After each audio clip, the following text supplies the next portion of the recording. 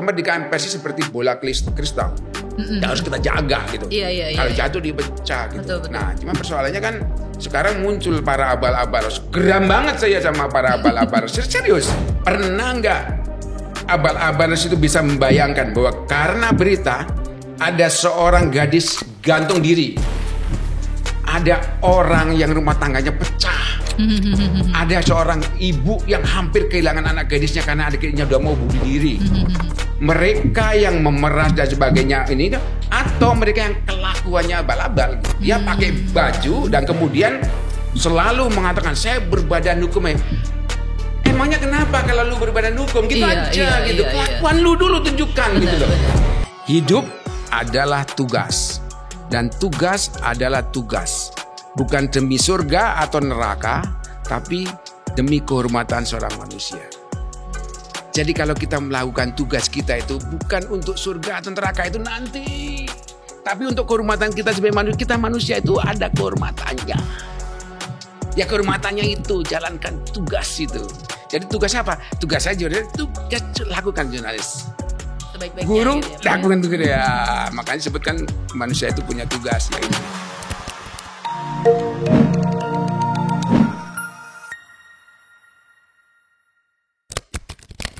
Halo sahabat DP, kita kembali lagi di Insiders, ini siniar Dewan Pers. Nah kita tuh udah lama ya, cukup lama kita nggak ketemu nih. Dan sekarang kita kembali lagi dengan bintang tamu spesial yang sudah tidak asing lagi di dunia pers, yaitu adalah Pak Imam Wahyudi, ahli pers dan mantan anggota Dewan Pers 2 periode ya Pak ya? Ya. Ya, Pak Imam selamat datang Pak Imam. Masih senang ini. Ini FYI ya teman-teman ya, ini semua dulu Pak Imam yang ngedesain ya Pak ya. Jadi kayak dejavu ya Pak balik sini ya Pak ya. Iya. Jadi mengagumi, oh ternyata karya saya nih dulu gitu ya Pak ya. Dan sekarang Pak Imam apa nih Pak kesibukannya? Saya sih masih masih ngelatih. Kemudian saya kan bantu-bantu di kementerian gitu untuk bantu bagaimana terutama sekarang kan ada lagi krisis pangan ya. Maksudnya bukan krisis pangan ada kemungkinan ancaman darurat pangan gitu. Saya bantu di Kementerian Pertanian gitu sebagai tenaga ahli untuk mendesain membaca kira-kira isu-isu apa sebenarnya yang mesti disampaikan kepada publik untuk menggerakkan supaya mereka care terhadap pangan gitu loh ininya. Dan kemudian saya kan dari kacamata punya perspektif wartawan, jadi ngerti ini harusnya menarik ini gitu. Jadi untuk mempertemukan, jadi kan untuk berkomunikasi kan harus ada frame of reference yang sama untuk perpotongan itu. Nah, saya memperbesar perpotongan itu gitu. Dengan saya di dalam, saya diskusi dengan ahli-ahli pertanian, kemudian dengan ini saya ngikutin rapat-rapatnya, saya jadi ngerti. Mestinya ini sampaikan ke publik. Biasanya kan mereka nggak terlalu ngerti bahwa itu penting kan gitu.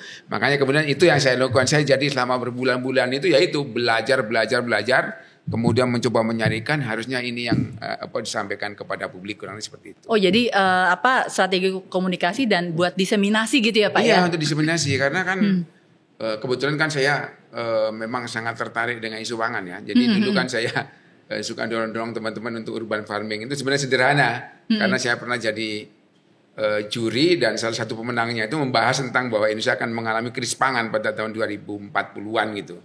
Saya ngeri kan. Kemudian saya lihat data-datanya juga, saya ngecek data BPS macam-macam gitu. Saya jadi wah ini ada kemungkinan kalau kita nggak melakukan apa-apa gitu waktu itu. Maka kemudian saya dorong teman-teman di sini Pak, saya dulu pernah minta ini bisa nggak di atas dibikin hidroponik kayak gitu. Tapi di atas ada di spam kan banyak, itu nggak bisa gitu. Nah tapi di rumah saya lakukan, kemudian teman-teman saya belajar untuk bisa ngelatih gitu, ngelatih hidroponik gitu, termasuk juga ngelatih bagaimana kolam lele dan sebagainya. Saya praktekin semua, supaya saya bisa ngelatih gitu, maksudnya ngelatih teman-teman, mungkin nggak ahli-ahli juga, teman-teman punya pengalaman gitu. Nah rupanya kemarin tuh kebetulan ada ada teman yang anggota Dewan Pers juga. Ini kementerian ini butuh orang yang punya perspektif yang seperti saya gitu. Ya sudah, saya coba gitu. Jadi nyambung ya, kan memang ada minatnya. Nyambung. Jadi minat sangat antusias saya jadi. Saya kemana-mana itu saya ya bertemu dengan penyuluh, dengan petani. Jadi sesuatu yang menurut saya memang rasanya sih memang harus saya rasakan. Supaya saya jadi kadang-kadang saya agak malu itu. Dulu kan saya suka waktu aktif di TV macam-macam gitu kalau mukulin itu ya kan seru kan iya, seru babuk sekarang begitu ke dalam ternyata nggak mudah benar karena begitu kita di luar begitu di dalam nanti kita tahu kebijakannya tuh iya ternyata segini kompleks gitu ya Pak ya kompleks karena ini kan ada orang ya ngurus manusianya susah tapi ngurus tanaman yang sangat tergantung pada cuaca yang nggak pernah bisa kompromi gitu kan jadi ternyata saya baru ngerti itu bahwa sekarang misalnya kayak El Nino sekarang itu misalnya saya baru ngerti bahwa iklim itu bisa PHP kayak gadis-gadis cantik itulah PHP gitu. Jadi sekarang hujan gitu tanam nggak lama kemudian panas kemudian matilah tanaman itu. Iya. Jadi tadi dari cuma minat ya Pak, minat praktisi iseng-iseng di rumah gitu ya, bikin pelatihan bareng-bareng. Sekarang justru ketataran kebijakan ya Pak ya. Ya maksudnya aja bukan gini itu kan ke dalam gitu dan itu memang jadi cukup ngerti dikit ya. Jadi ngerti dan itu kalau dulu Pak Imam kan sebagai jurnalis juga gitu pernah nggak sih sebelumnya ngurusin tema-tema seperti ini? Apa berarti memang kalau belum sekarang ini kan jadi belajar dari nol gitu ya? Belajar dari nol. Berarti sekarang benar-benar belajar dari nol ya? Saya kan bukan orang pertanian. Jadi begitu siap rapat itu saya harus siap dengan iPad saya untuk googling. Mereka ngomong ini maksudnya apa? Kalau kecep saya bilang, Pak bentar, saya lagi cari pengertian. Oh ya baru ini stop. Nah, gitu. Supaya apa?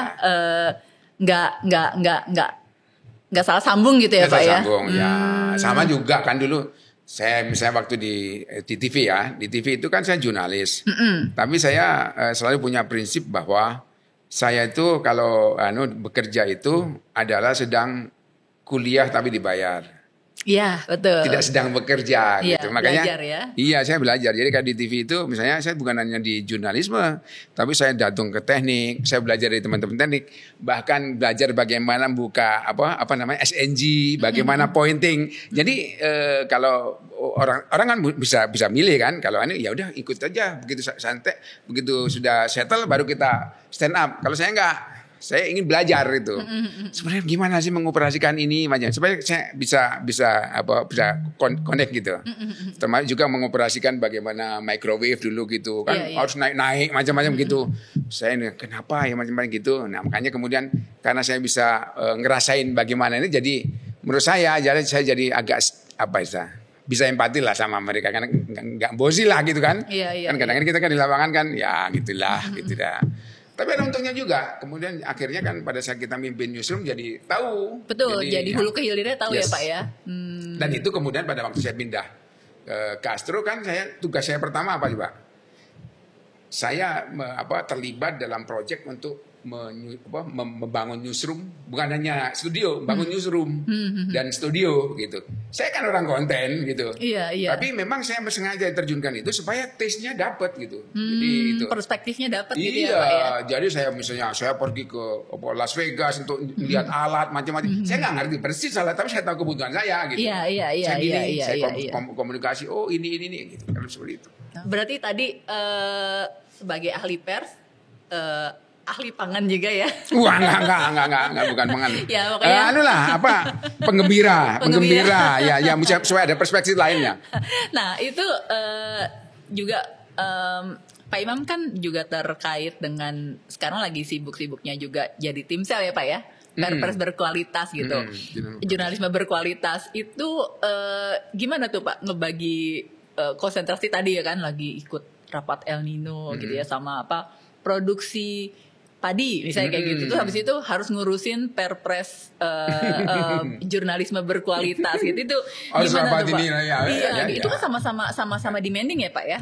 Gitu. Itu gimana tuh Pak ngebagi konsentrasi dan bagi waktu? Ya saya pikir semua orang mengalami ya, karena nggak mungkin kita cuma satu peran toh dalam ini. Jadi maksudnya apalagi sama juga pengalaman saya menjadi wartawan. Saya kan jadi wartawan dari 87 sejak kuliah. Itu kan memang membuat kita jadi harus multitasking kan. Betul. Nah, jadi termasuk juga misalnya pada waktu saya masuk ke station di RCTI waktu itu, mungkin saya salah satu yang menggagas untuk jurnalisme jadi multitasking itu, yang single solo journalism itu. Jadi maksud saya adalah bukan apa-apa, tapi maksud saya adalah bahwa multitasking itu ada bagian yang memang nggak akan terhindarkan kan. Nah, gimana caranya? Ya memang saya tidak akan selalu memuaskan semua orang gitu. Misalnya pada waktu meetingnya harus tabrakan gitu. Kita negosiasi lah sama teman-teman, gimana ya kalau ini agak malam dikit misalnya kayak gitu. Kebetulan kan teman-teman juga punya kesibukan yang lain juga gitu. Jadi alhamdulillah sih. Tapi kalau sudah tabrakan misalnya, kayak misalnya besok hari Sabtu misalnya, saya satu sisi ada kewajiban untuk nguji di Kompas, kemudian tapi saya juga harus tim sel. Nah sebenarnya tim sel ini kan penentuan gitu, jadi saya harus menimbang, maka saya komunikasi sama teman-teman yang koordinator untuk uji kompetensi. Kayaknya saya nggak bisa ikut sekarang karena tabrakan gitu. Kalau tabrakan ya terpaksa gitu. Ya itu ya, karena tadi ya multitasking, multitalentan itu ya Pak ya. Terlalu banyak gitu ya Pak yang harus terlalu banyak lah dibanding orang-orang yang ini ya belum lah gitu ya. Tapi kadang-kadang memang ada tabrakan. Kalau tabrakan ya misalnya kita. Nah, ngomong-ngomong tentang ini Pak, tim sel perpres jurnalisme berkualitas gitu. Ini update apa nih Pak yang paling baru nih Pak? Ya. Sudah sampai mana sih? Ya kita kan masih seleksi ya. Nanti ya kita lagi nanti akan membuat shortlist. Jadi buat anggota komitenya itu ya Pak ya. Untuk calon anggota komite. Ini kan banyak kan yang mendaftar. Kita mau bikin daftar yang lebih pendek dengan melihat berbagai kriteria yang ada. Nanti setelah itu kemudian kita lakukan pemilihan lah, gitu. Maksudnya dengan seleksi gitu. Nah kebetulan kan kita di Polhukam, teman-teman Polhukam juga kan meminta kita untuk juga bikin shortlist itu untuk kemudian mereka yang pilih, kan ada calon dari yang harus dipilih oleh Kemenko Polhukam. Jadi mereka minta tolong tim saya. Nah itu juga kita juga akan bikin shortlist untuk ke situ. Jadi kerjanya lumayan ya Pak ya? Lumayan, tapi ya nggak terlalu berat sebenarnya. Yang akan berat itu nanti pada waktu sudah ada shortlist itu, kita akan mulai harus detail kan lihat orang. Iya, kayak apa tuh Pak? Kayak check and balance gitu ya Pak ya? Iya, wawancara mereka macam-macam itu yang gitu. Nah ini Pak Imam tadi sempat nyebut jadi wartawan, pokoknya berkecimpung di dunia pers itu sejak 87. Itu masih kuliah tuh Pak? Masih kuliah. Semester berapa tuh Pak? Saya masuk tahun 84. Oh jadi angkatan 84 saya. Oh itu tahun ketiga ya? Tahun ketiga. Dan itu udah jadi wartawan? Wartawan profesional. Profesional. Bangga banget, zaman itu gak kayak sekarang. Semua orang gampang jadi wartawan, dulu kan susah. Iya benar. Dan itu sampai sekarang, maksudnya gini, tadi kan Pak Imam tenaga ahli di kementerian, walaupun pangan tapi tetap berkaitan dengan dunia pers ya. Terus masih jadi ahli pers buat menguji, aktif di Dewan Pers juga. Itu memang berarti cinta banget ya Pak ya sama dunia pers ya Pak ya? Oh, kalau soal jurnalisme saya ini cinta mati lah. Ini jalan hidup saya dari awal. Saya itu dari kecil itu pingin memang. Oh memang dari kecil udah ada cita-cita mau jadi wartawan. Pingin jadi wartawan. Makanya saya milih kuliah di komunikasi dulu, namanya publisistik. Publisistik itu keren banget tuh, kayak gitu kan. Di UGM itu. Sekarang kan komunikasi. Komunikasi. Ya. Berarti memang dari kecil udah tahu cita-cita mau jadi wartawan, makanya jadi arahnya tuh ke situ gitu ya Pak ya. Dulu itu di Lumajang tempat saya itu cuma ada satu wartawan namanya Pak Yunan Nasution. Masih ingat saya namanya tuh. Yang wartawan majalah apa gitu, Panji atau apa ya? Panji Masyarakat Panji Masyarakat masalah. Nah itu rasanya menurut saya nggak pernah ngelihat beliau bekerja, tapi dengar namanya itu rasanya bergetar udah, wah keren gue gitu loh. Idola gitu ya Pak ya. Iya gitu. Kan saya suka baca itu. Ya meskipun dulu Bapak saya nggak langganan koran tapi terakhir-terakhir bisa lah langganan. Tapi waktu aku kecil banget itu kan ke tetangga ngeliat itu. Seru kayaknya itu ininya. Oh, dan itu sambil benar-benar benar-benar diwujudkan sampai kuliah dan sambil kuliah waktu itu di wartawan. Kuliah itu ekstrakurikuler pertama ya PS kampus. Oh, udah itu. Benar-benar ya Pak ya. Iya. Dan itu waktu itu jadi wartawan di mana tuh Pak? Di Wawasan. Oh, Wawasan. Iya. Kan. Wawasan tahun 87. Tahun 90 saya pindah majalah Prospek. Baru berdiri kan majalah Prospek itu majalah ekonomi. Nah, saya ngerasakan bahwa kan tadinya saya dari koran sore ya. Koran sore itu deadline-nya kan mepet jam 12 pagi, itu udah gitu. Iya, meskipun saya juga mungkin nggak pernah saya selama jadi itu bisa masuk, cuman bantu aja, maksudnya kontribusi aja ke halaman 1. Halaman 1 itu deadline jam 12 kalau masalah waktu itu rasanya mungkin dengan sport jantung gitu. Tapi satu hal yang saya ingat adalah saya berterima kasih banget sama kepala biro saya waktu itu. Dia itu keras sama saya, benar-benar keras gitu. Tapi beliau itu selalu mendahulukan kuliah. Jadi saya akan selalu tanya, besok ada kuliah nggak gitu? Kalau ada kuliah nggak akan ditugasin saya. Keren. Tapi kalau ngedrill saya minta ampun. Jadi misalnya waktu itu kan pasti ngetik udah. Kemudian dia lihat coret lempar ke itu keranjang itu. Jadi kalau sampai sekarang saya kalau dengan kertas diremet-remet gitu saya ingat itu. langsung keinget flashback ya Pak ya. Iya.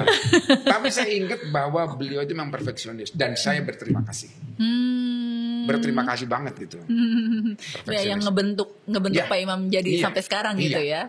Jadi kalau waktu itu kalau hitung-hitungan materi nggak banyak materinya, tapi saya belajar banyak hal di situ.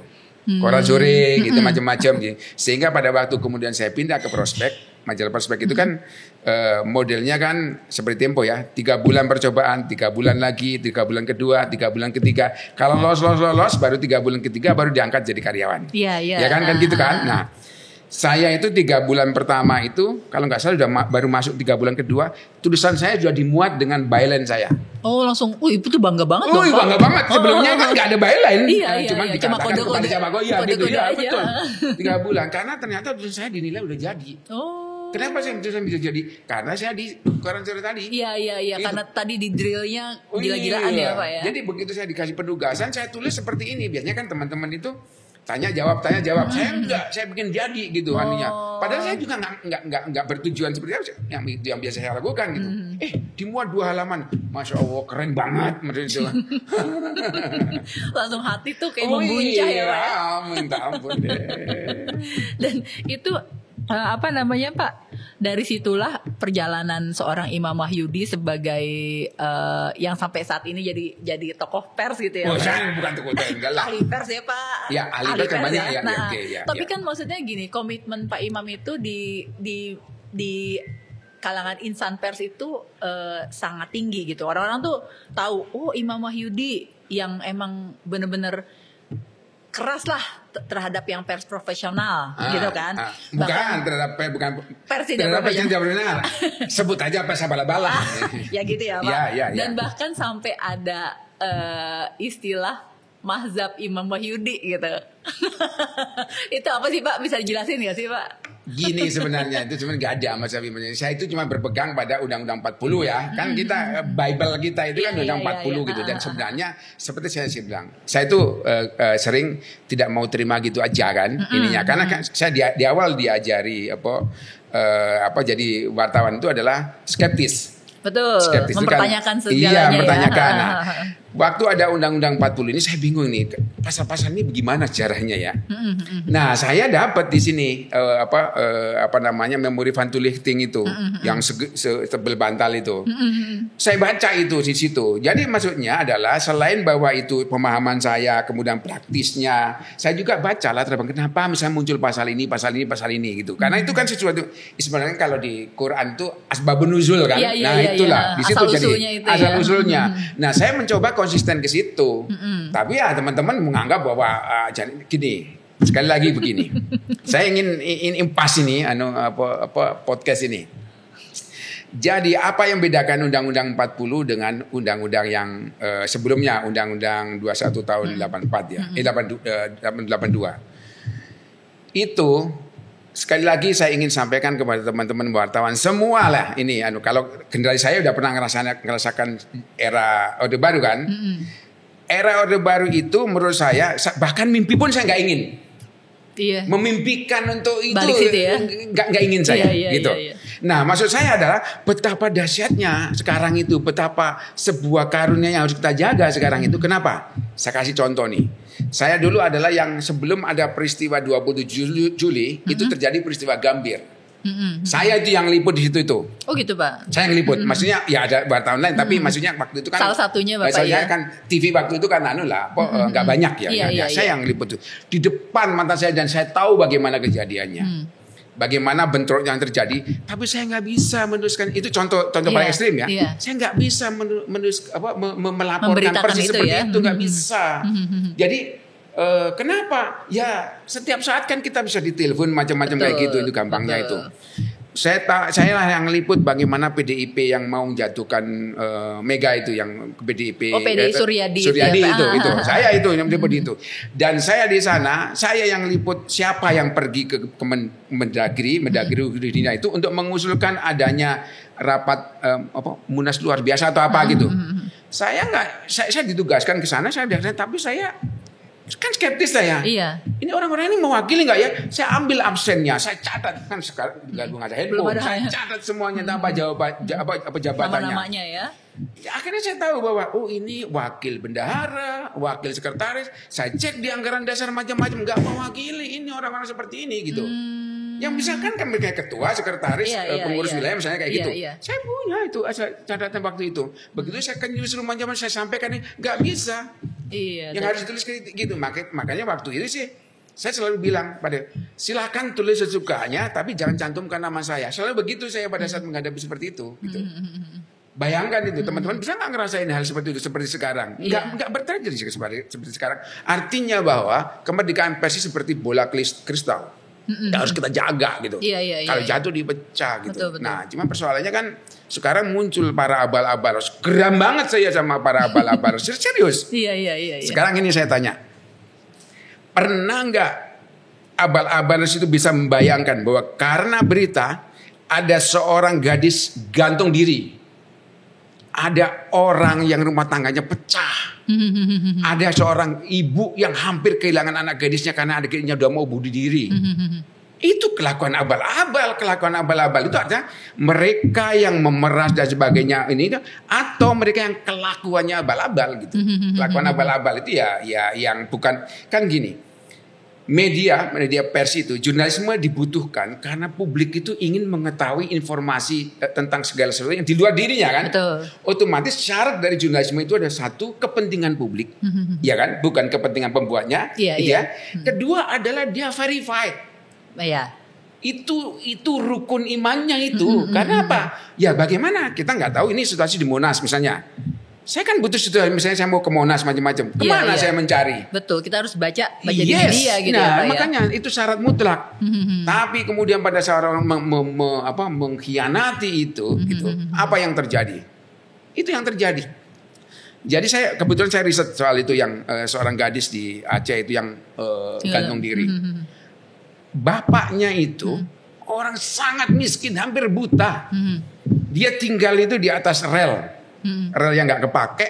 Dia bangun gubuk dan dia kalau cari makan itu ke hutan. Dia bisa ke hutan itu bisa seminggu, 2 minggu gitu, cari kayu atau apa macam-macam. Dia ada rumah di gubuk di hutan. Si anak ini tinggal di rumah tantenya di kota gitu. Tapi dia sering bolak-balik gitu. Nah, dia diberitakan, jadi sekali waktu dia habis nonton organ tunggal ya. Organ tunggal. Kemalaman sama temennya, dia nunggu jemputan. Kemudian di situ ada laki-laki, dia mereka gak saling kenal. Kemudian ada polisi syariah. Mereka digerebek. Itu satu soal lah. Ya, memang aturan di sana gak boleh malam-malam. Betul. Tapi apa yang terjadi adalah ada dua media yang dia tidak hadir di lokasi. Dan kemudian dia bikin judul bahwa 2 pelacur ABG di itu. Bayangin tuh. Padahal jauh banget sama faktanya ya Pak ya. Jauh banget, anak itu paginya dipulangin kok. Dipulangin dia anak itu macam-macam. Apa yang terjadi? Enggak, hari berikutnya dia itu lagi pulang ke rumah bapaknya, di dekat bapaknya itu ada rumah-rumah gitu. Dia istilahnya bantuin karena rumah ini mau ada lamaran kan. Jadi harus masak-masak. Dia ke situ. Habis di situ nggak tahu kejadiannya, dia pulang gantung diri. Mungkin ya, sekali lagi ini semua nggak. Tapi maksud saya kan nggak mungkin orang gantung diri tiba-tiba ujuk-ujuk. Betul. Apa penyebab yang paling jelas yang dekat itu adalah soal pemberitaan itu. Iya, dan mempengaruhi orang-orang tetangganya ya, gitu ya. Iya. Itulah. Kemudian jadi sedih saya kalau ingat itu. Makanya menurut saya kita harus tegas kepada para pembajak kemerdekaan pers ini. Jadi kemerdekaan pers itu sekali lagi di undang-undang itu kan konsiderannya sudah jelas mengatakan bahwa kemerdekaan pers diberikan, kemerdekaan itu baik perlindungan hukum, bebas dari tekanan, itu diberikan supaya pers bisa menjalankan fungsi, hak, asas, kewajiban dan peranannya. Itu adalah syarat material. Jadi misalnya gini, kalau seorang, taruhlah misalnya, saya sering pakai perumpamaan begini. Apa syarat material orang untuk bisa disebut sebagai manusia?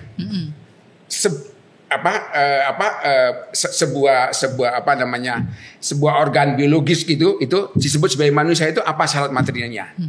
Apakah kemudian dia ini kan dia punya, yang membedakan adalah dia punya kaki, tangan, kera bisa kan, tapi akal budi yang nggak punya ya. Betul. Nah, berarti itu substansinya akal budi kan. Oke. Itu berarti materialnya akal budi. Kemudian artinya adalah kalau orang tidak punya akal budi, dia kehilangan kemanusiaannya, ya nggak? Oke, dia kehilangan kemanusiaannya. Oke. Nah, kemudian yang kedua adalah manusia yang yang sopan adalah berarti yang taruhlah misalnya yang pakai baju kalau keluar rumah. Oke. Kita setuju ya? Jadi ada syarat material itu bahwa dia punya akal budi, kemudian dia pakai baju. Oke. Nah, pada saat kemudian kita hanya berorientasi pada aspek formil itu tadi pakai baju ya, pakai baju. Apa yang terjadi? Monyet pun kalau kita kasih baju, dia akan jadi manusia. Betul. Kan gitu kan? Betul. Nah, pada saat kita terlalu berorientasi pada aspek formil, maka manusia yang nggak pakai baju kita sebut dia bukan manusia. Padahal bisa saja dia pakai ini, kan begitu kan? Ini atau mungkin bajunya compang-camping macam-macam gitu. Sederhananya seperti itu kan? Nah, makanya kalau yang abal-abal sini terlalu pintar dia masuk ke aspek formil berbadan hukum Indonesia. Oh iya, ada PT-nya. Ada PT-nya macam-macam. Sebenarnya syarat materialnya dia pada dasarnya itu adalah simpanse itu. Kalau seandainya kita andaikan seperti ini, simpanse dia. Coba simpanse dikasih baju. Gitu. Tetapi yang media yang profesional adalah media yang manusia tadi dan pakai baju. Iya, harus dua-duanya harus dua-duanya. Tapi apakah kemudian pada saat dia nggak pakai baju bukan manusia? Tunggu dulu. Dia manusia, tapi dia melanggar hal yang prinsip yaitu kesopanan dan sebagainya. Pasal 18 Undang-Undang mengatakan perusahaan pers yang tidak berbadan hukum kena denda 100 juta. Jadi tidak menggugurkan kemanusiaannya. Tapi pada saat dia sudah nggak berpakai baju, monyet pula, udah selesai gitu. Jadi harus dibedakan ini. Abal-abalers itu begitu dia pakai baju dan kemudian selalu mengatakan saya berbadan hukum. Emangnya kenapa kalau lu berbadan hukum? Gitu aja gitu. Kelakuan lu dulu tunjukkan gitu loh. Gitu. Kelakuannya aja nggak mencerminkan insan pers gitu ya Pak ya? Iya. Atau tadinya begini, kalau saya dulu kan sama teman-teman ini sepakat bahwa taruhlah dia manusia dia pakai baju. Dulu tapi misalnya gitu. Pada saat terjadi kasus dia ngawur, dia kehilangan kemanusiaan. Kan bisa jadi manusia kehilangan kemanusiaannya kan? Misalnya, ya kalau udah kayak gitu nyatakan abal-abal udah nggak ngurus kita. Pernah terjadi seperti itu. Oh waktu Pak Imam jadi anggota Dewan Pers ya Pak? Ketua Komisi pengaduan ya Pak ya. Pengaduan. Jadi dia berbadan hukum. Selama ini baik-baik saja, tapi tiba-tiba dia, saya nggak tahu apa juntrungannya, ya pasti ada masalahnya lah. Dia menulis itu sampai puluhan kali, kemudian perusahaan itu menyampaikan hak jawab. Hak jawab itu sampai 19 kali nggak dilayani. Begitu kita tegur, tambah lagi 4 kalau nggak salah, nggak dilayani. Mau jadi apa kayak gini nih? Lah. Adanya udah kehilangan kemanusiaannya kan Iya. Nah itu hak jawab, itu kewajiban yang disampaikan undang-undang loh. Enggak dijawab, enggak dilayani hak jawabnya. Kan apa itu? Habis itu dia nabrak lagi masalah SARA, adukan orang lain, lagi macamnya. Sudahlah kita nyatakan dia. Sudah kita waktu kita proses di mediasi dia nggak mau terima macam-macam, ya sudah. Kan gini, kita nggak mau maksa kok lu mau ikutin macam. Kalau nggak ikut ya monggo gitu. Sudah kita berikan. Kalau istilah kita kan gini. Perusahaan pers yang profesional silakan datang ke Kebon Sirih. Pers yang tidak profesional datang ke Kebon Sirih, akan kita kasih jalan tol menuju Trunojoyo. Iya benar. Iya kan? Trunojoyo kantornya Pak pidana ini. Ya, monggo. Mau pidana kek, mau perdata monggo gitu. Tapi yang jelas bukan ini tempatnya. Kapal, ini kan kapal kemerdekaan pers. Kapal. Ini bukan kapal gratis. Diberikan oleh negara ini, maksudnya oleh DPR dan pemerintah itu dipercayakan diberikan kapal gratis. Kapal kemerdekaan pers. Para penumpang, ya gitu. Ada syaratnya untuk jadi penumpang ini. Jangan kemudian tiba-tiba masuk ke sini, orang yang lain sudah berenang gitu. Enggak, kalau masuk sini ikutin aturannya, yang bayar tiketnya ya profesionalisme itu, yang pantas ya berbadan hukum itu silakan di sini gitu. Kalau lu nggak bisa, lu berenang aja gitu. Jangan ikut-ikutan gitu. Tapi memang kalau di dunia pers itu yang ya tadi ya yang pers tidak profesional itu memang harus digalakin ya Pak ya. Galakin tegas gitu ya tegas bukan galak, tegas. Saya juga kalau ngomong-ngomong sama misalnya dulu nangani terus ternyata dia abal-abal gitu. Gini. Jadi kalau misalnya dia abal-abal itu kita sama teman-teman itu menyatakan bahwa Anda itu tidak memenuhi syarat. Untuk memenuhi syarat itu begini gitu. Begini. Kadang-kadang saya pernah 2 kali loh diundang oleh salah satu organisasi pers konstitusi Dewan Pers untuk ngelatih khusus abal-abal, media abal-abal, yang curigai abal-abal itu di Aceh 2 kali saya. Oh ya, itu gimana tuh Pak? Bapak kan sangat against ya? Iya, nggak apa-apa. Jadi pertama saya lakukan riset awal gitu. Saya tanya hal yang prinsip, akan kelihatan itu abal-abal atau enggak gitu. Memang iya abal-abal. Tapi kemudian setelah saya berikan materi macam-macam, saya cek lagi. Ternyata yang memang yang hardliner ini, yang garis keras, yang abal-abalers itu kecil. Yang lain tuh orang yang nggak ngerti dipengaruhi gitu. Ada yang benar-benar hijau gitu. Tapi kemudian jadi gini. Kan saya pernah nulis tuh. Seorang abal-abal yang tadinya abal-abal pol. Kalau di Jawa Timur namanya gerandong pol, tapi kemudian jadi profesional. Ngikutin uji kompetensi, pokoknya semuanya ikut dia macam-macam. Ya itu karena dia nggak ngerti. Karena salah bergaul kali ya Pak? Iya salah bergaul dan dia kan nggak ngerti awalnya. Untung ada Mas Wawan sama Mbak Uci itu ketemu sama menyadarkan dia gitu. Ini lucu sebenarnya nih. Bisa ceritanya lucu. Iya, boleh Pak. Saya itu karena saya antipati ya, bukan antipati, pokoknya kesal banget sama abal-abal karena saya pernah nangani kasus seorang ibu yang kepala sekolah yang istilahnya dia ibu tunggal, orang tua tunggal itu yang konon yang menurut yang lapor ke sini itu udah desperate sampai mau mengakhiri hidupnya lah gitu. Saya juga heran kenapa kok sampai sebegitu desperate-nya sampai kalau orang urusan sama pers sampai kemudian ingin gitu ya. Berarti ini kan parah banget gitu. Iya, betul. Begitu kami tangani gitu waktu itu di Surabaya, saya melihat itu dia difitnah oleh abal-abal.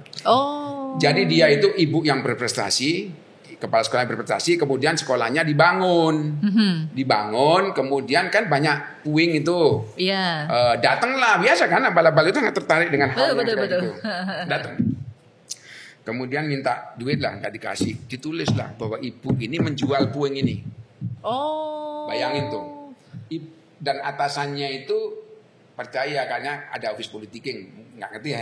Betul. Jadi ibu itu digerundit. Jadi ibu itu di grounded itu dia rupanya sangat terhina bahwa kemudian dia difitnah menjual korupsi, menjual puing itu. Kan dia merasa mungkin integritasnya jadi. Integritasnya dia kan orang yang lurus gitu ya Pak ya. Begitu kita tanganin 20 orang. Itu yang wartawannya itu. 20 orang, 20 media berarti. Ya ampun. Dia komplotan gitu. Dan saya melihat betapa mereka nggak ngelihat muka bersalah. Saya masih ingat wajah-wajah mereka itu. Betapa jahatnya orang itu ya. Dia nggak tahu dampaknya itu. Jadi cuman ibu itu udah terlalu capek ya pada waktu ibu sebenarnya bisa melaporkan ke polisi. Saya waktu itu sama Prof Bagir, ada Prof Bagir dampingin, ada acara di sana. Ibu bisa melaporkan ke polisi loh, ini gitu. Udah saya capek Pak gitu. Udah ini aja, mesti risalah. Risalah ditanya. Ya alhamdulillah mungkin pimpinannya itu fair itu. Itu kemudian ibu itu kayaknya direhabilitasi. Nama baiknya ya. Iya, dan kemudian dia kalau nggak salah Bu Risma waktu itu memberikan tawaran dia disekolahin kemana aja mau gitu. Oh jadi kayak semacam restitusi gitu ya Pak ya? Kayak buat ngebalikinnya dikasih ini ya uang gantinya ya? Iya penggantinya itu ya? Yang jelas bahwa kemudian yang aku dengar ya, tapi aku belum konfirmasi ke Bu Risma juga. Aku dengar sampai ibu itu akhirnya kuliah di Jogja, doktor. Oh alhamdulillah. Keren kan? Artinya berarti dia memang pahitnya yang hancur gara-gara itu. Nah, bayangin melihat hal seperti itu apa gak kita gregetan sama abal-abal itu? Iya. Tapi kalau mereka berlatih oke. Kok kita proses ke sini selalu saya memberikan kok. Jadi pers yang benar itu begini. Tapi memang ada yang memilih jalan hidup menjadi abal-abal ada, tapi nggak banyak sebenarnya. Tapi maksudnya kalau sudah disemprit berkali-kali dalam pers ya sudah dong gitu, jangan itu. Iya. Jadi yang sebenarnya tadi yang Pak Imam bilang mungkin dari 100 yang tadi abal-abal itu yang hardliner yang beneran. Itu paling cuma berapa persen? 10% kali Pak. Mungkin kalau di situ paling tidak ya itu ada 20 sekian, 20 ya hampir 10%, ada 10%-an ya. Ya. Berarti itu kan kecil sekali ya kecil, Pak ya. Kecil. Dibandingin sama yang lebih baik gitu ya. Iya, kecil. Tetapi kan gini, kan manusia itu kan kadang-kadang kan pilih jalan yang gampang gitu. Betul. Jadi makanya kemudian kita memberikan jalan gitu. Tadi kan saya cerita saya belajar beternak lele pakai terpal itu. Tujuannya apa? Karena dalam beberapa kesempatan pada waktu saya memberikan pelatihan tentang kode etik dan sebagainya, teman-teman sering protes. Ya Mas Imam nggak pernah punya masalah ekonomi, saya bilang dan tapi saya catat di kepala saya. Oke. Akhirnya setelah saya latihan kolam lele itu saya bisa ngitung berapa biayanya dan berapa returnnya gitu. Kalau ada yang ngomong kayak gitu, kamu segera beternak kolam lele. Karena itu cuma butuh lahan cuma 2 meter gitu di belakang bisa, dan itu bisa. Jadi tanpa mengambil amplop kamu bisa dapat penghasilan dari situ gitu ya. Jadi nggak ada alasan lagi gitu lah. Kalau seperti itu. Serius loh ini kalau soal itu kalau ada orang bercerita bahwa saya nggak bisa hidup tanpa amplop karena saya digaji rendah macam-macam, saya patahkan semua itu kan saya pernah ngalamin. Iya. Saya kan cerita tadi waktu saya kuliah itu di tahun yang itu udah nggak mau dibiayain orang, pilihan saya nggak mau dibiayain orang tua saya. Saya itu kan di honor itu dihitung dari tulisan. Gitu. Nah waktu itu kan, tulisan saya itu honor itu ada yang pada waktu saya dapat 27.000 karena saya lagi kering gitu kan, 27.000. Saya ngeliput itu dikasih amplop 50.000 aja saya bisa tolak. Padahal itu 2 kali honor ya Pak ya. Iya. Dan makanya saya nggak bisa terima logika itu. Saya pernah di tempat kerja saya yang lama. Jadi saya kan alhamdulillah bahwa kemudian kita nggak mau terima itu ya. Kemudian tapi kan teman terima kan, ya teman terima. Jadi terserah karena pada saat kita melawan nggak ini kita bisa dikucilkan kan, ya udah. Teman terima. Liputan. Di kantong saya cuman ada uang kalau nggak salah waktu itu 3.000 lah, 3.000-an ya waktu itu kan habis 500 ya 3.000 lah gitu ya. Jadi kemudian dibukalah sama temen itu amplopnya berapa coba waktu itu amplopnya. Begitu dia ngitung 3 juta kan. Hidup ini ironis kan ya. Tapi 1.000 kali uang di kantong ya Pak ya. Gitu. Gila 3 juta saat itu dengan ongkos tadi metro Minci mana tuh sekarang tuh berapa ya Pak ya? Kan kita TV kan iya. gede. Betul kalau TV tuh. Sama juga dulu waktu saya di majalah ekonomi cukup gede juga kalau memang mau terima itu. Iya. Dulu kan kita kalau di majalah ekonomi itu kita kalau nggak bisa ngembaliin dikumpulin ke kantor, korlip nanti bikin list gitu terus dikasih ke panti asuhan, tanda terimanya kita balikin kan gitu. Jadi gede-gede memang. Kalau ekonomi ya. Iya. Nah, terus Pak tadi Pak Imam cerita tentang media pers yang tidak profesional dan lain-lain gitu. Seiring dari zaman Pak Imam jadi wartawan sampai sekarang jadi ahli pers, itu perkembangannya media seperti apa sih Pak sekarang? Maksudnya kayak yang kode etik jurnalistiknya apakah masih lebih banyak yang mengikuti atau lebih banyak yang abai gitu? Gini, jumlah media pers itu kan sekarang kan nggak seperti dulu. Sekarang itu hanya Tuhan yang tahu kan. Iya kan? Datanya nggak jelas ya Pak ya? Ya memang nggak bisa didata. Gimana setiap saat bisa muncul media baru. Betul, karena online itu ya Pak ya? Online, terutama online itu. Dan itu salah satu kerusuhan terbesar. Jadi menurut saya daripada kita ini kembali ke soal pertanyaan tadi, bagaimana perkembangannya? Menurut saya buruk.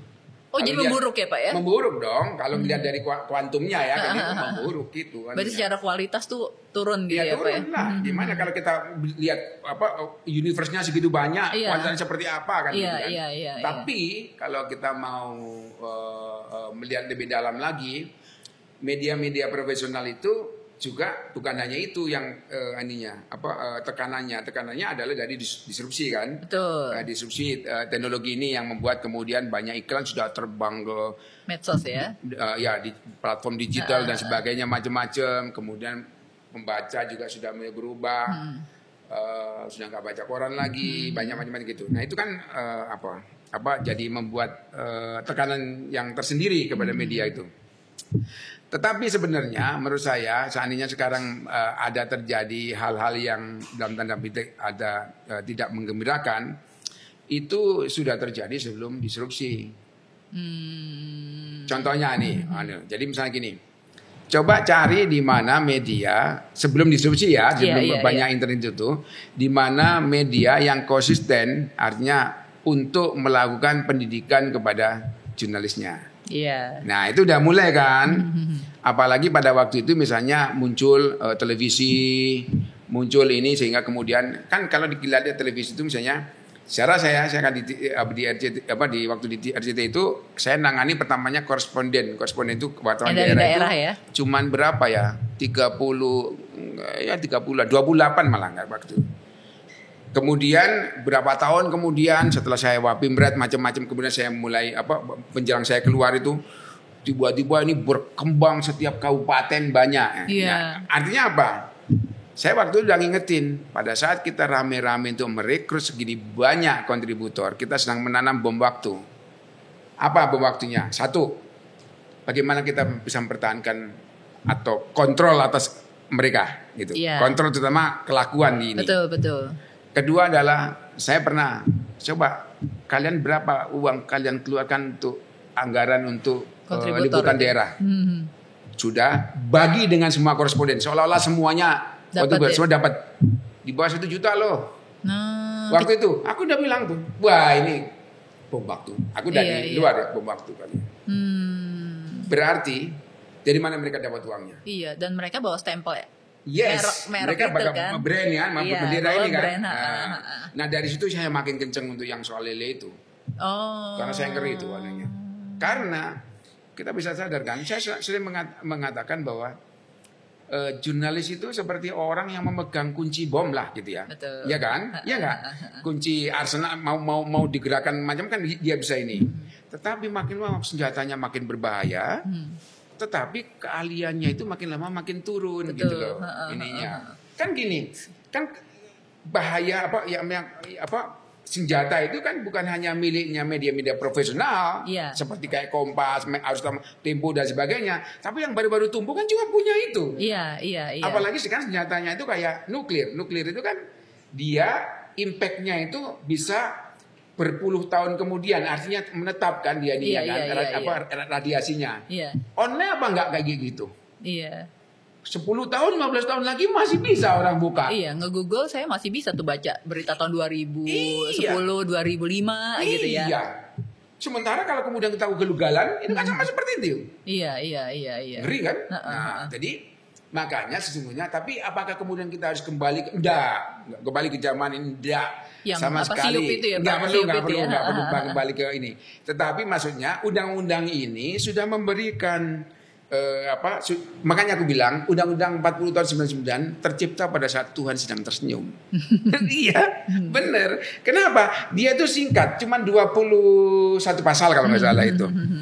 Tetapi saya bisa nangkap substansinya bahwa ini sebenarnya cocok untuk sekarang. Misalnya gini, bagaimana cara kita mengatasi seperti ini ya? Ini maaf nih, aku udah nggak di Dewan Pers, tapi banyak saya sampaikan tuh. Jadi bagaimana cara ngatasi ini? Kan selalu dikatakan Dewan Pers itu ibaratnya nggak punya gigi. Saya nggak setuju Dewan Pers nggak punya gigi. Gitu. Cuman nggak pernah gigit aja, nggak pernah gigit. Kurang kenceng gigitnya lah. Jadi maksudnya gini.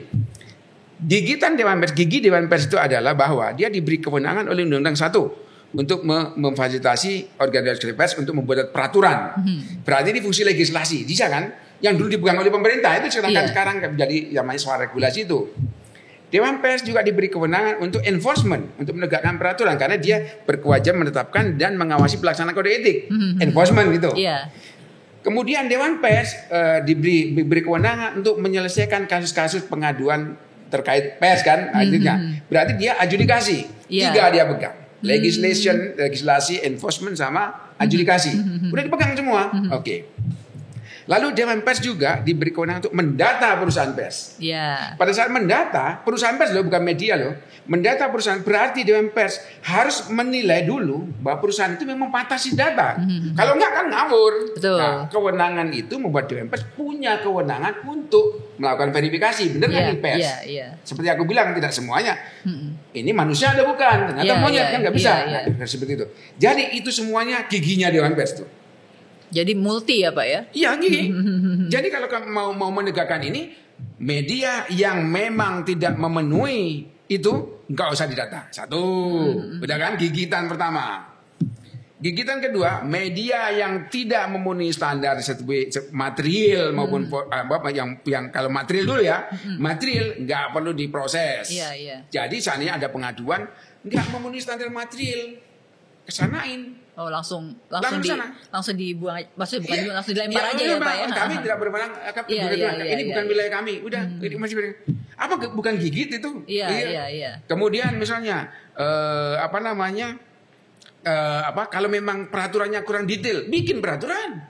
Iya. Soal regulasi itu kan membuat dia jadi agile ya, lincah, macam-macam kayak gitu. Beda kalau peraturan dengan undang-undang harus pakai prolegnas panjang macam-macam lama politik macam-macam. Kan Dewan Pers bisa bikin peraturan yang buat turunan-turunan itu ya Pak ya. Bisa dan undang-undang itu menutup peluang sama sekali peran pemerintah. Undang-undang ini keren banget menurut aku. Jadi benar-benar oke, lu gua kasih kepercayaan ya, silakan lu atur diri lu sendiri gitu.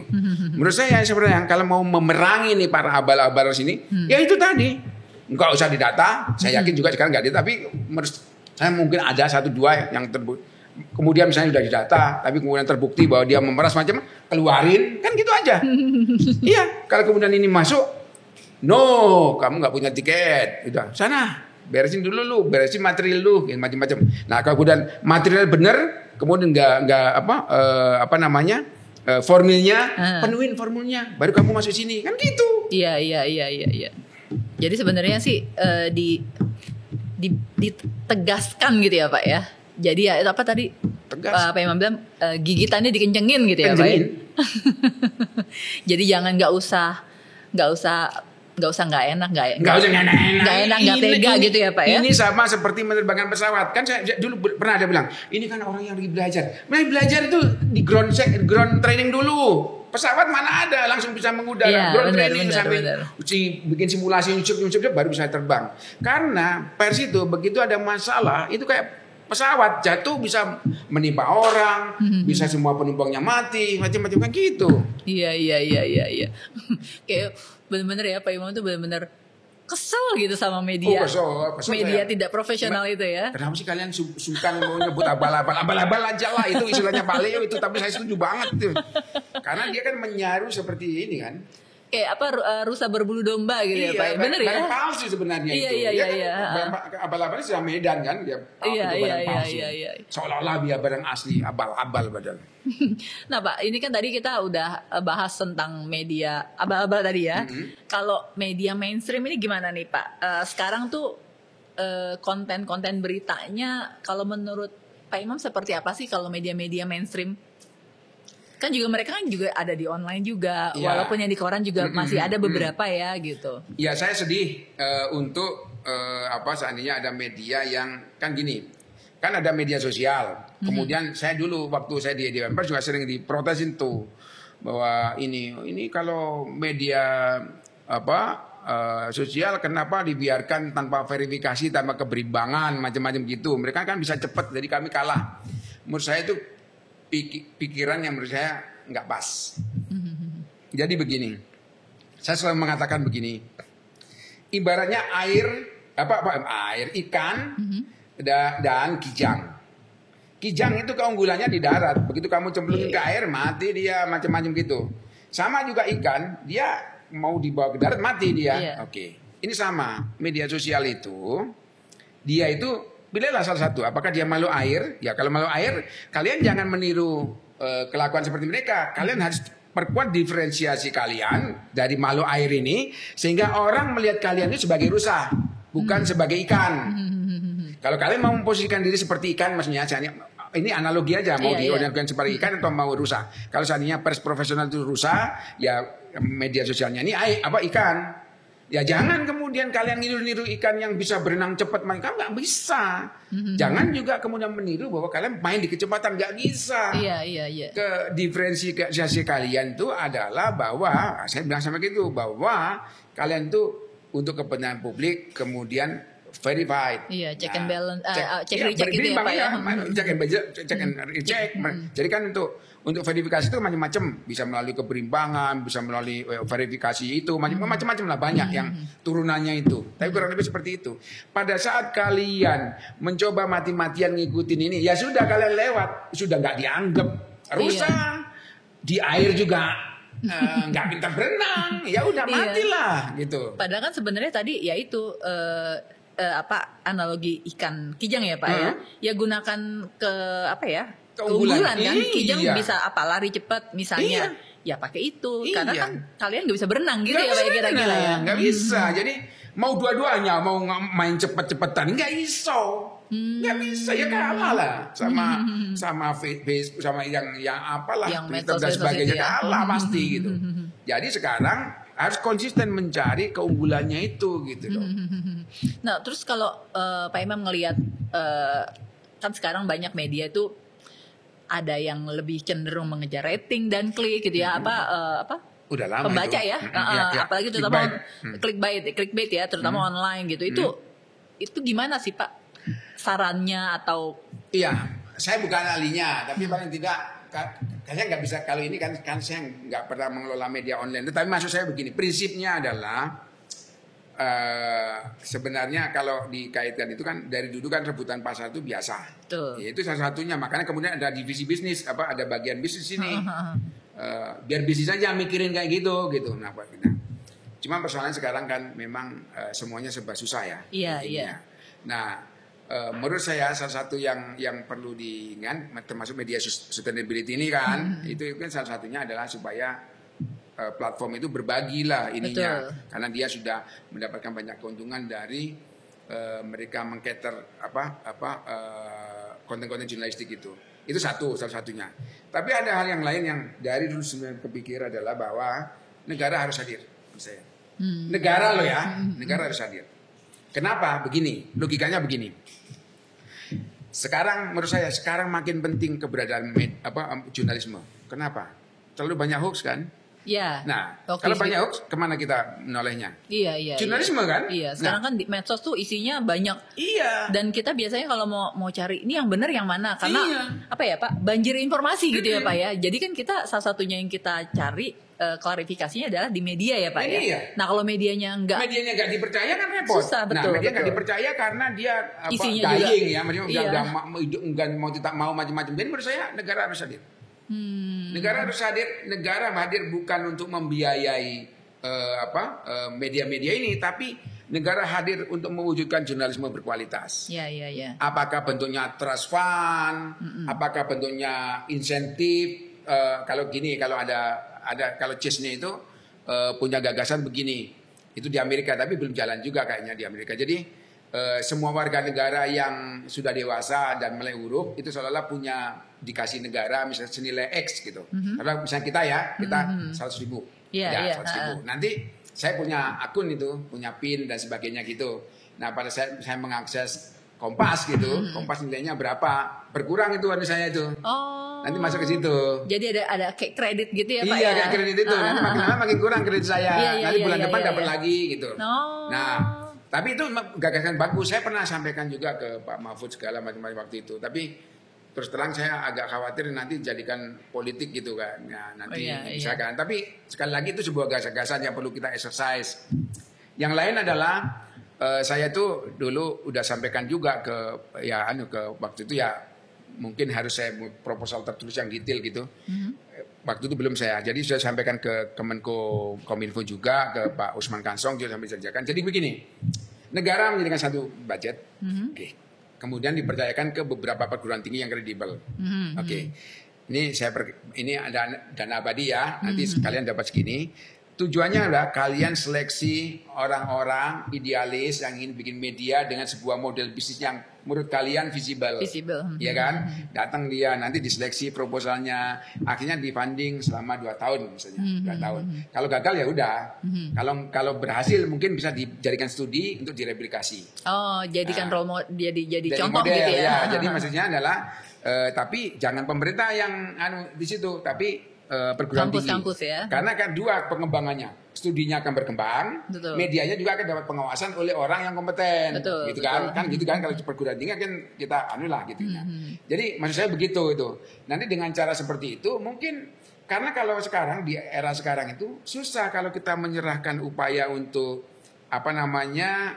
percobaan eksperimen itu kepada perusahaan pasti nggak mau kan eksperimen kan. Makanya yang paling gampang perusahaan itu ya nyari iklan macam gitu kan, itu kan model bisnis lama gitu. Sebenarnya sekarang nggak bisa cukup itu, harus cari yang lain. Nah cari yang lain itu harus dieksplor. Eksplornya cari seperti itu.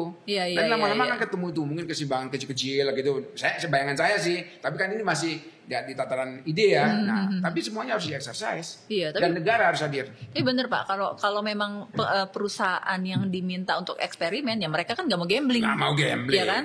Sementara kalau misalnya ada dananya disediakan, nih mau nggak nyoba? Mereka kan nggak ada yang dipertaruhkan gitu ya.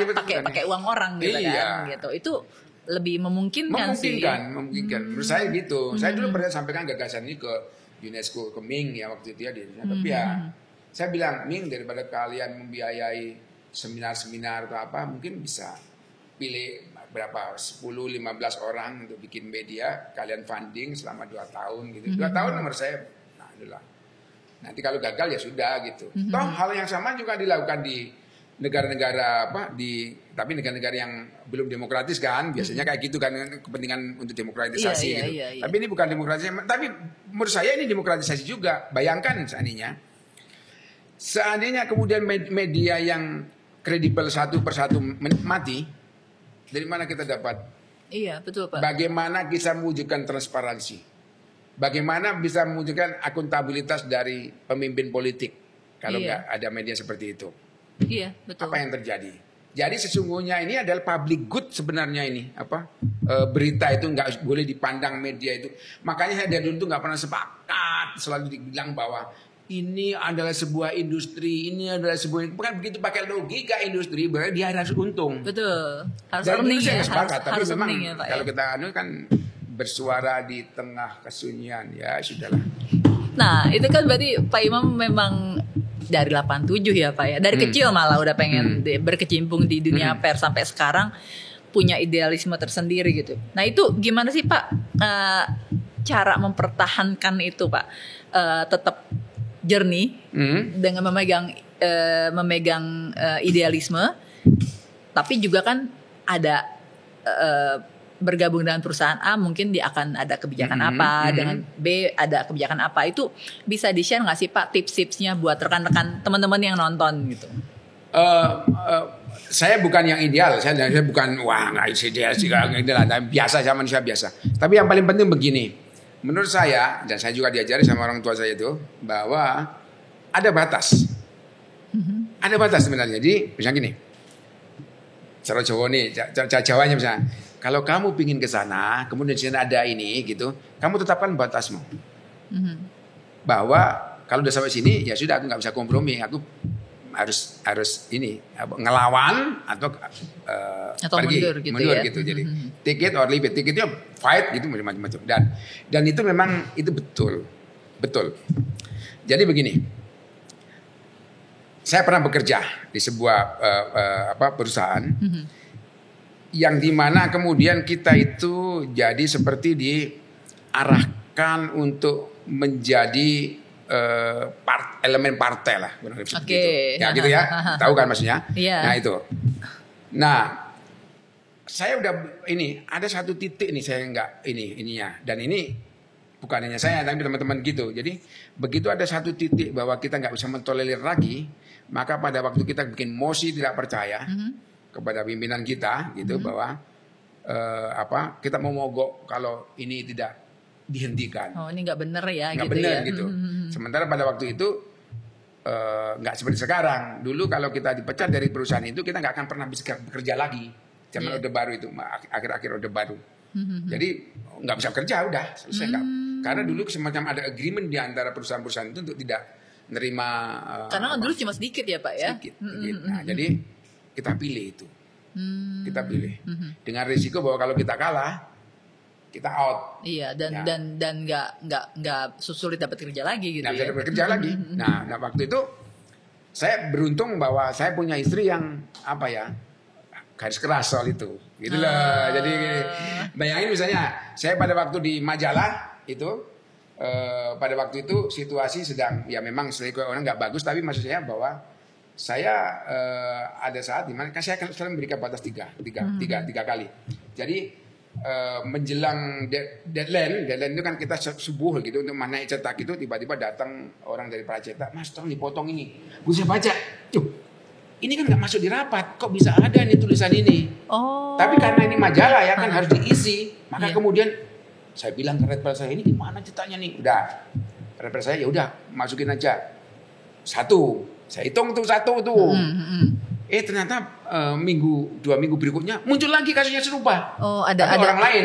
Ada masuk disisipin gitu ya berita ya. Yang dimintain oleh pracetak, Mas, masih orang yang sama juga yang nulis. Saya bilang ke redpelnya, ya gimana lagi? 2. Saya hitung nih 2 nih. Nah, yang ketiga itu pagi-pagi udah selesai deadline. Kita kan ada newsroom tuh. Nah itu kan biasanya yang undang-undangan kan banyak di situ. Undangan itu kan yang seleksi kan Korlip untuk dibawa ke rapat kan. Kawan ini nyeleksi sendiri undangannya dia untuk mau datang ngambil gitu. Dan saya lihat ada ada redpel di situ. Loh kok dia diem aja? Udah 3. Langsung saya telepon ke istri saya. Aku harus keluar. Nggak bener nih gitu ya. Tapi dia bilang, kenapa gini? Ya udah keluar aja. Malah aku kaget. Loh kenapa keluar? Kamu kan sedang hamil, nanti gimana? Udah nanti ada rezekinya itu. Oh, jadi support keluarga juga ya Pak ya? Iya itu. Jadi istrinya malah sangat keras kalau saat itu gitu. Jadi itu membantu saya karena dia kan teman kuliah di macam-macam, kurang seperti itu. Itu jadi kayak gitu. Oh pernah kok dulu kita lagi susah banget, anakku itu sakit berkali-kali keluar masuk rumah sakit, anakku yang busuk.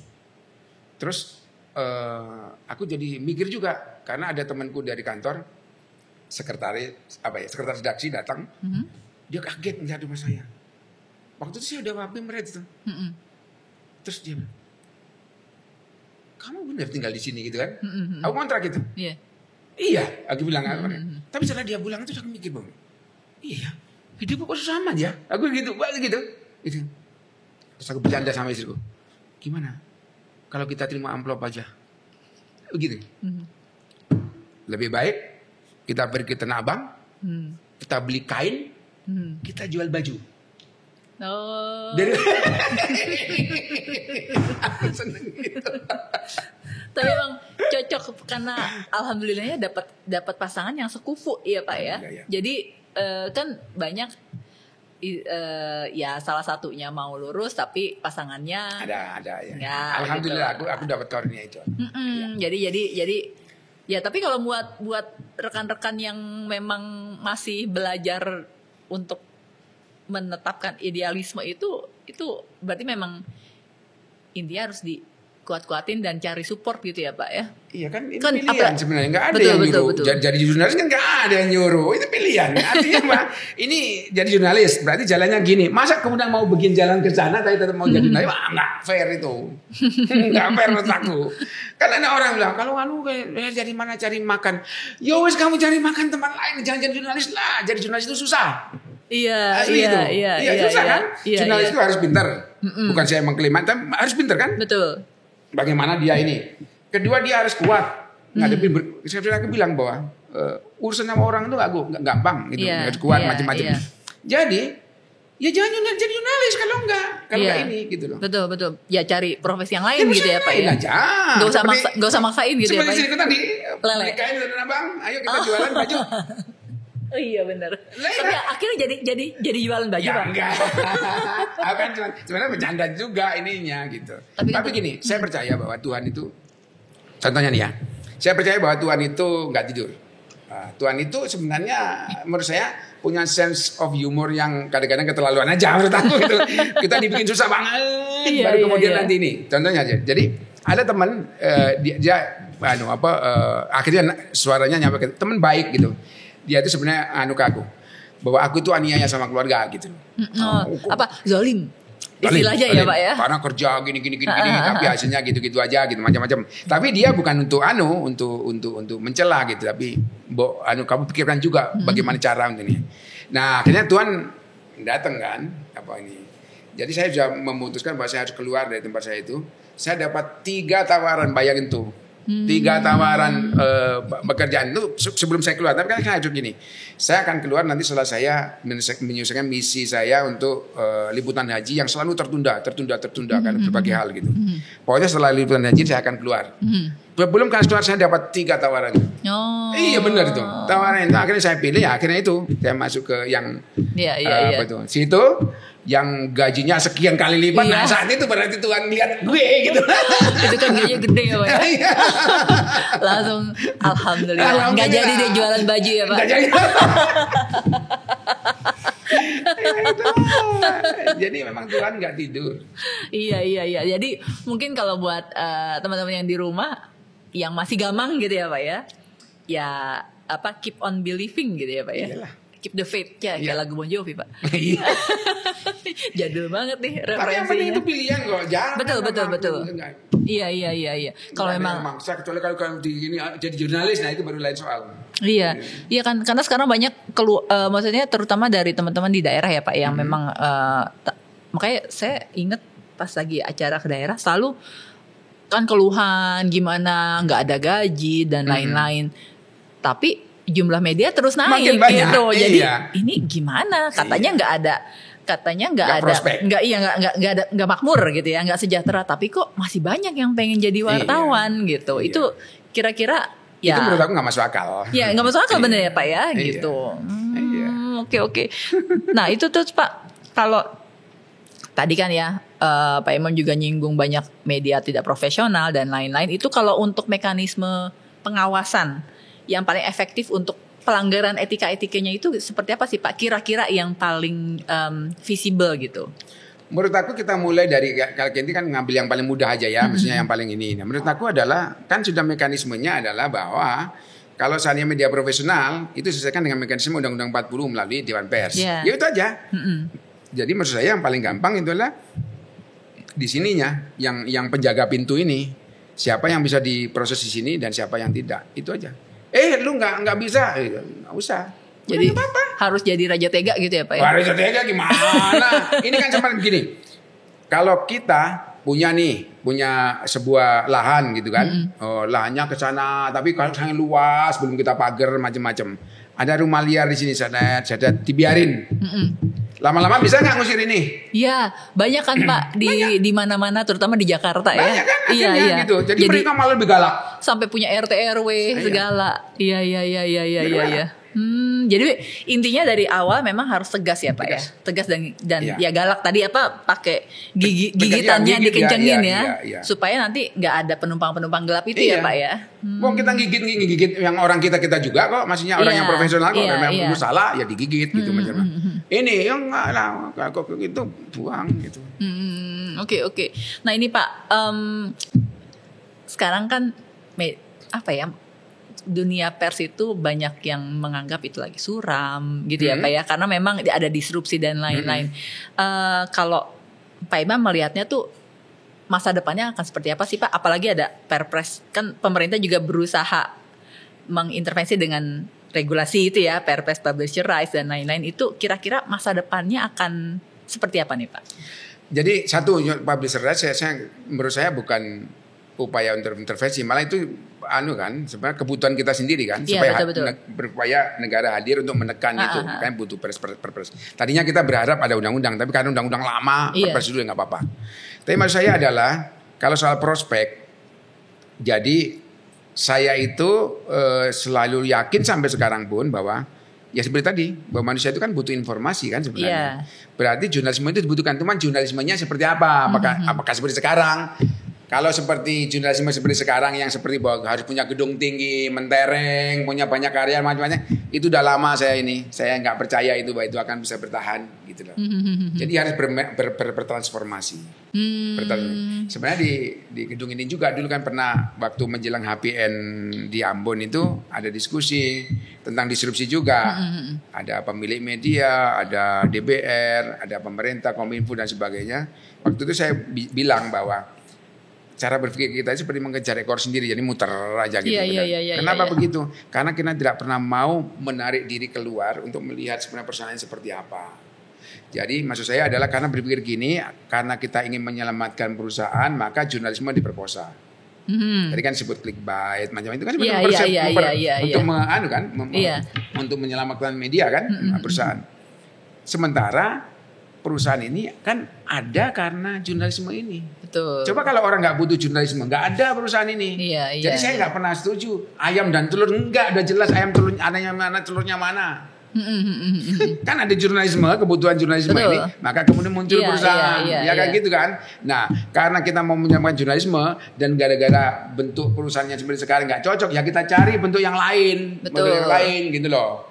Nah, jurnalismenya juga harus kita anukan seperti sekarang kebutuhan ya. Tetap intinya jurnalisme adalah memberikan informasi yang terverifikasi dan dibutuhkan publik. Nah, lalu apa? Saya mengatakan, karena kita memandang bahwa taksi itu adalah bluebird, adalah ekspres, ada sebab bukan. Taksi itu adalah memindahkan orang dari satu tempat ke tempat lain dengan aman, cepat dan aman, dengan aman dan murah gitu.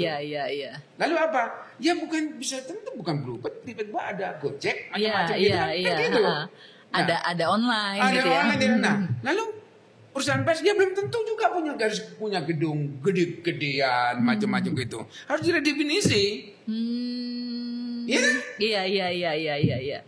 Cuman persoalannya begitu ngomong kayak gitu kan nggak populer sama orang-orang yang sudah punya gedung tinggi macam-macam. Disangkanya aku anti bukan anti kemapanan. Ini dalam rangka untuk Iya kan, coba bayangin tuh. Luar biasa kan, misalnya seandainya aku dulu waktu di RCTI aja udah punya gagasan bahwa reporter tuh nggak usah ke kantor deh, karena kalau ke kantor tuh transportnya macet, di kantor ngabisin listrik. Kenapa nggak kita bikin koneksi aja, misalnya reporter janjian ketemu di Kejaksaan Agung, nanti kameramen karena bawa alat gede datang ke situ janjian, begitu selesai udah selesai kan gitu. Iya. Tapi ya nggak masuk akal juga karena orang kan kecenderungannya kan nggak mau keluar dari itu ini. Kan udah zona nyaman ya Pak ya. Jadi nggak mau mengubah, padahal gara-gara COVID kan diobrak-abrik tuh Pak, zona nyamannya kan. Iya, jadi akhirnya yang harus turun tangan ya alam ini gitu. Iya. Sama aku dulu kan punya gagasan gini.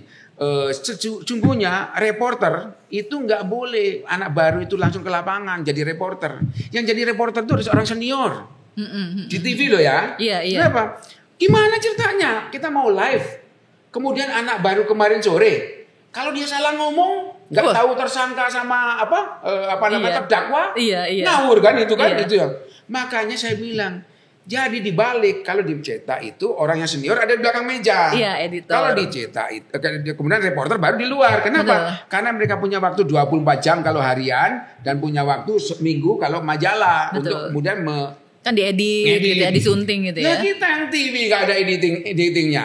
Kok malah yang anak-anak yang masih baru dari itu saya. Jadi tapi nggak bisa karena seperti balik jalan darah. Jadinya sini dibalik mati. Karena memang udah mapan yang udah mapan dia. Kalau diganti dobrak-abrik nggak mau dia gitu. Makanya aku di situ saya malas di belakang, saya lebih banyak di lapangan. Karena saya merasa bahwa itu tanggung jawab saya kok. Gitu. Ya saya pernah jadi eksekutif produser dan sebagainya banyak, tapi saya lebih banyak di lapangan. Karena saya merasa itu tanggung jawab saya. Betul sih Pak, karena kalau TV memang apalagi live ya. Oh iya, kalau yang itu kan kalau salah ngomong banyak kan Pak kalau di internet di media sosial rekaman-rekaman reporter TV salah ngomong itu banyak banget dan kalau biasanya salah ngomong masih mending deh ya, split of the tongue masih mending. Salah ngerti, nggak bisa bedain antara terdakwa, tersangka, apa-apa. Ya. Tapi itulah hidup kita yang harus kita makanya yang buat kita itu jadi harus sering diskusi, sering berlatih, makanya pesan saya melatih diskusi ya, mau didengar alhamdulillah, nggak didengar ya sudah. Nah ini terakhir nih Pak, pesan apa nih Pak buat rekan-rekan yang mau jadi wartawan atau yang sudah jadi wartawan tapi masih pemula gitu. Itu apa sih Pak yang kira-kira pesan dari seorang Imam Wahyudi gitu? Menurut saya selalu menjawab pertanyaan ini dengan ada seorang mati suri. Dia mati suri, kemudian dia dibawa ke neraka dan surga. Begitu dia hidup lagi, dia cerita, saya dibawa ke neraka dan surga. Semua orang pada ngerubung. Siapa penghuni neraka yang paling banyak? Dia jawab, wartawan. Hah? Iya. Terus, kamu ke surga juga kan? Iya. Siapa penghuni neraka surga yang paling banyak? Wartawan. Wartawan itu dengan profesinya dia itu bisa menjadi ustadz, dia bisa menjadi guru, dia bisa menjadi apa saja profesi-profesi yang baik. Tapi di satu pihak dia juga bisa jadi penjahat, pembunuh, pemerkosa, macam-macam, perusak, macam-macam itu. Jadi maka saya selalu bilang bahwa wartawan itu saat keluar dia seperti berjalan di Siratal Mustaqim. Oh, titian rambut di belah 7. Sehingga seolah-olah dia bahwa dia harus melakukan dengan penuh amanah dengan ini karena kan nggak kepreset dia. Iya, benar. Macam-macam. Jadi ini sebuah pilihan. Makanya untuk teman-teman ya yang mau jadi wartawan, percayalah menurut aku. Kalau ini mungkin saya berlebihan. Percayalah bahwa pada saat kita kemudian memilih jadi jurnalis, itu kita sedang menjalankan sunnah kita sebagai manusia, sebagai khalifatullah itu, khalifah alam semesta ini. Karena apa? Kita pembawa warta untuk kebaikan. Bayangin tuh, orang yang tadinya miskin dengan pemberitaan kita jadi terinspirasi, macam-macam gitu. Orang tadinya bodoh bisa terdidik, macam-macam gitu. Orang tadinya pesimis jadi bisa optimis, macam-macam gitu kan? Itu kalau kita membawa warta untuk kepentingan kebaikan. Makanya saya bilang, kita itu nyaris seperti Nabi, nyaris loh, saya nggak mau mengklaim, nyaris seperti Nabi loh, diberikan amanah oleh Tuhan untuk membawa warta untuk kebaikan, gitu. Jadi menurut saya kalau teman-teman itu memang sudah memilih ini, pahamilah bahwa pilihan itu adalah untuk kebaikan. Tapi kalau sudah memilih untuk kemudian nanti bisa jadi cukong, jadi macam-macam, ya udah ke laut aja, gitu sih. Iya. Karena memang wartawan itu ya seperti dua sisi mata uang ya Pak ya. Kalau memang kita milih yang sini akan baik. Yang sini tuh ya baik tapi mungkin tidak kejam-kejamnya loh bisa. Seperti yang aku bilang tadi, ada gantung diri, ada keluarga berantakan macam-macam gitu. Bisa nggak terasa loh dia. Dia seperti pembunuh berdarah dingin. Dia ngerasanya cuma ngetik doang. Iya kan dia pembelaannya, loh saya kan cuma nulis. Tapi padahal dampaknya itu lebih luas dari itu ya Pak ya. Wah itu pesannya menurut saya itu bernas banget itu Pak, karena pakai tadi analogi surga neraka dan lain-lain itu lebih lebih ngena gitu. Jadi makasih banget loh Pak Imam udah. Saya boleh titip boleh. Ada pesan gini, ya, ada satu yang menjadi pegangan saya, ya karena cocok sama ajaran orang tua ya. Jadi pada waktu saya awal jadi wartawan, saya wawancara sama Profesor Hartono Kartodirjo, ingin kan sejarawan itu. Begitu dia tahu bahwa saya wartawan UGM pula, jadi terus ya, sini dek, saya duduk sampingnya. Dia bilang, ada pepatah Prancis, noblesse oblige. Apa itu Pak? Tidak ada kemuliaan tanpa kewajiban. Jadi dia bilang, jadi kemuliaan seorang dosen berbeda dengan kemuliaan seorang guru. Tetapi konsekuensinya kewajiban seorang dosen lebih berat daripada kewajiban seorang guru. Karena kemuliaan yang diterima, jadi semakin tinggi kemuliaannya, semakin besar kewajibannya. Apa seratanya gitu ya Pak gitu. Ya? Adik bukan sekedar mahasiswa. Anda adalah wartawan. Jadi kewajiban Anda lebih daripada mahasiswa. Nancep di kepala saya itu. Benar-benar, wah iya ya. Berat memang kewajiban itu ininya. Terus saya nonton drama Rendra. Waktu itu ada Rambati Rata. Kita mahasiswa kan pasti susah lah beli itu. Saya ngumpulin duit untuk bisa nonton itu. Di Kirdasono. Jadi saya menikmati betul gitu itu nih. Ada satu adegan di mana Rendra itu mengutip sebagian saja orang tua untuk istrinya itu. Begini. Dia bilang, hidup adalah tugas, dan tugas adalah tugas, bukan demi surga atau neraka, tapi demi kehormatan seorang manusia. Jadi kalau kita melakukan tugas kita itu bukan untuk surga atau neraka itu nanti, tapi untuk kehormatan kita sebagai manusia. Kita manusia itu ada kehormatannya. Ya kehormatannya itu jalankan tugas itu. Jadi tugas apa? Tugas saya itu lakukan jurnalis. Sebaik-baiknya guru, gitu ya Pak ya. Makanya sebutkan manusia itu punya tugas ya itu. Jadi tadi pesannya jadi wartawan pilih yang baik atau yang buruk, that's your choice gitu ya Pak ya. Dan kalau memang dalam belakang tugas ya. Betul. Dan kalau memang memilih jadi wartawan, ada kemuliaan yang diterima. Betul. Dan lakukan kewajibannya. Lakukan tugas, lakukan kewajibannya gitu sesuai dengan yang kita pilih itu ya Pak ya. Jangan dinikmati kemuliaannya aja kemana-mana ketemu jabat, bukan hanya itu. Foto-foto Pak sama artis, buat di medsos gitu kan. Iya, kebanyakan tuh wartawan memang pengen jadi wartawan, apalagi anak-anak karena bisa deket sama siapa aja itu kan. Blessnya, tapi ya tugasnya juga jangan. Ya? Nah, tugasnya jangan dilupakan gitu ya Pak ya. Oke, Pak Imam terima kasih banyak ngobrol-ngobrol sore ini itu menarik banget karena banyak tadi yang kita kupas dan juga diakhiri dengan pesan yang penting banget ya buat teman-teman yang baru mau jadi wartawan atau sudah jadi wartawan tapi masih baru gitu. Atau yang masih atau bahkan yang sudah jadi wartawan sekian lama dan sekarang lagi galau gitu Pak. Lagi di tengah-tengah aduh nih gimana nih kok nggak ada, kayaknya masa depannya agak kurang gitu. Jadi Pak Imam tadi bilang daripada jadi wartawan tidak profesional, cari yang lain gitu. Benar ya Pak ya? Oke, baik. Pak Imam terima kasih banyak dan sahabat DP mudah-mudahan bermanfaat banget sih Pak. Oke sahabat DP, sekian perbincangan kita sore ini dalam Insiders, ini Siniar Dewan Pers bersama Imam Wahyudi, ahli pers Dewan Pers. Ya, sampai jumpa. Dadah.